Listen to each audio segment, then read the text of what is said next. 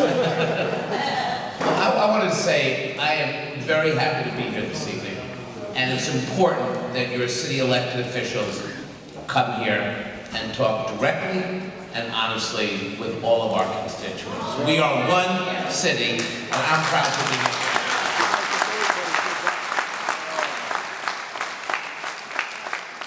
You elected me controller 3 years ago, and I'm a born and raised New Yorker. I grew up in Washington Heights. I grew up back in the 70s when the murder rate was 2,000 a year. The 8 train was a rolling crime scene. And those of us who were in public school, somehow we all stayed together and worked together and made sure that we could make something of ourselves. And that has always been, for me, the aspiration of our city. I remember my mother saying, you know, look, Son of Sam is out there, be careful. And suddenly today, now, at the age of 56, and by the way, there's nothing wrong with being 56. I turned 50, you know, and it freaked me out a little bit, but I said I gotta overcome it. And then I got my ARP card in the mail. And I immediately called my mother and said, I'm gonna marry that girl. And today I have a 4.5-year-old boy, Maxwell, and I have a 3-year-old, Miles, and I love you very much.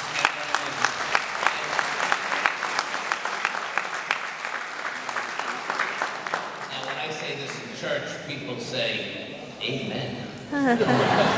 So I got a lot of energy to do this job. But I tell you about my 2 little babies because I feel the way you do.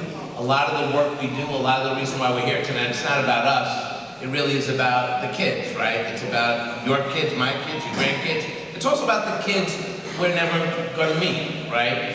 It's about the kids who are going to inherit this city, and we've got to leave this city better than we found it. That's the great tradition of New York, no matter what community you live in, whether you're a Democrat or a Republican, conservative or liberal. We have an obligation to make sure that our communities are safe and good for the kids. And yesterday, our office issued an investigative report that spoke to the conditions in homeless shelters for our children, for the children in homeless shelters. We looked at why the daycare centers within the shelters had so little resources for the kids. Sprinklers that didn't work, emergency doors that couldn't close from within, and we looked at the way kids were being serviced. And the truth is, there's no regulation and no one is watching. And we said to this administration that you've got to get busy. This is the 2nd investigation we issued in a year. You remember when we did the investigation and said, look, we've got so many people living in shelter, and they're living in conditions where rats and mice and mold and dangerous building conditions are in these shelters. We said, you gotta do something. And because of the investigation of the Comptroller's Office, we got the agencies moving. And now I want them to fix the daycare situation within these shelters. Now you agree with that, right? You want everybody to be safe. And my job, so you know, and then I'm going to stop and give you an opportunity to ask questions. Let me just tell you a little bit of what the Comptroller does.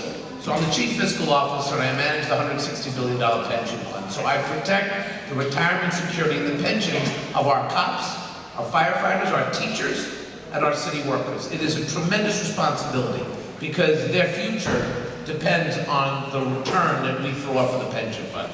Now I can do that all day long. But I also registered 30,000 contracts. Now, there's limited power related to those contracts. I'll talk to you about it. But we review all of these contracts. The other thing we do is we actually work with City Hall and we market our bonds and our capital projects. So we go to the rating agencies, we speak about the city's 4-year financial plan, and make sure that when we look at the budget, we're compliant with a lot of the GAAP accounting principles. Now, why does that matter? We don't want to go back to the 70s when we were on the edge of bankruptcy, right? So I have to watch what's going on. And the other thing I do, and I think I do this very well, is I'm the auditor-in-chief. and we root out waste and fraud in city agencies, we monitor city agencies, we make recommendations, and we expose when things are not going well. And I hope you know, and I feel this strongly, that the work that we do is about making sure taxpayers get value from city government. And that is something I'm very proud of. So I'm here tonight to take a couple of questions. I know you have a big candidates night. We're not going to settle everything tonight, but I wanted to come here so you can see the face, the hands, the eyes, look at you, talk to you, and think about the issues that we face. Look, I will tell you, because I know homelessness is on everyone's mind, this is a crisis. 60,000 people are now in the shelter system. It could go as high as 70. 24,000 are children. That matters to me. I do believe everyone has a right to shelter, and nobody should sleep on the street. That is something that we can't have. So I'll be honest with you. We're going to have shelters. How can you not? What we really should have is permanent housing so we can move.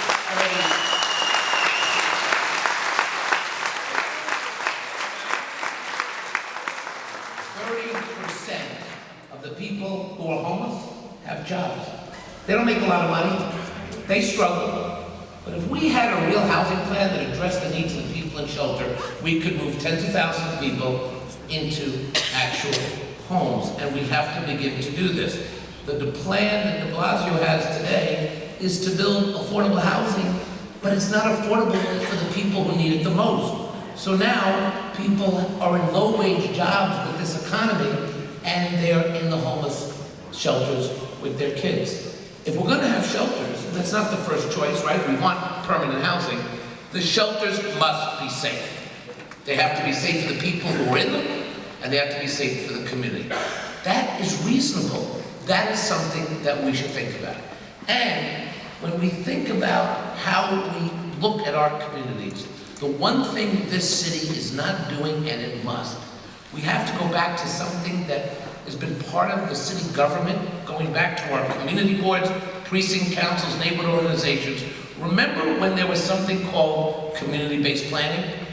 We actually worked with the community. We thought about plans together. We didn't always see eye to eye, the government and the civic, but you worked it out.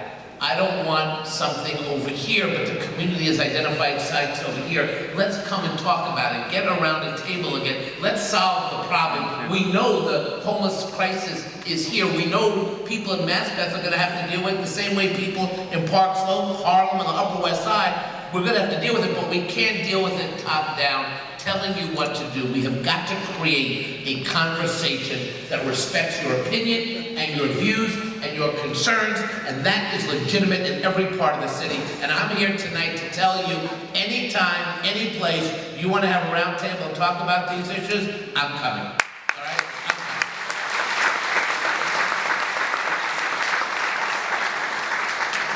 So here we go.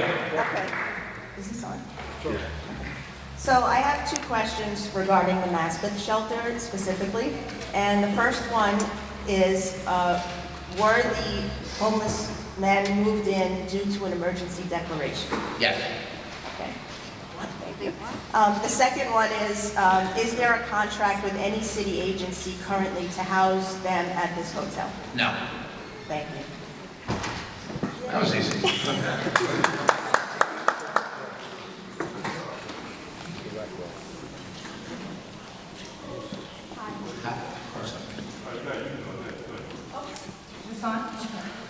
Regarding the decrepit condition of most of the shelters that you have found in the DOI report identified, who is footing the bill to repair those shelters? Because as you know, most of them are owned by private landlords and have shelter not-for-profit providers. Who is footing the bill for that? Are we the taxpayers footing the bill for that? And when are those people going to be held accountable? So look, it's a combination. So there's a lot of very worthwhile social service agencies who run very good homeless shelters. Make no mistake, I don't go have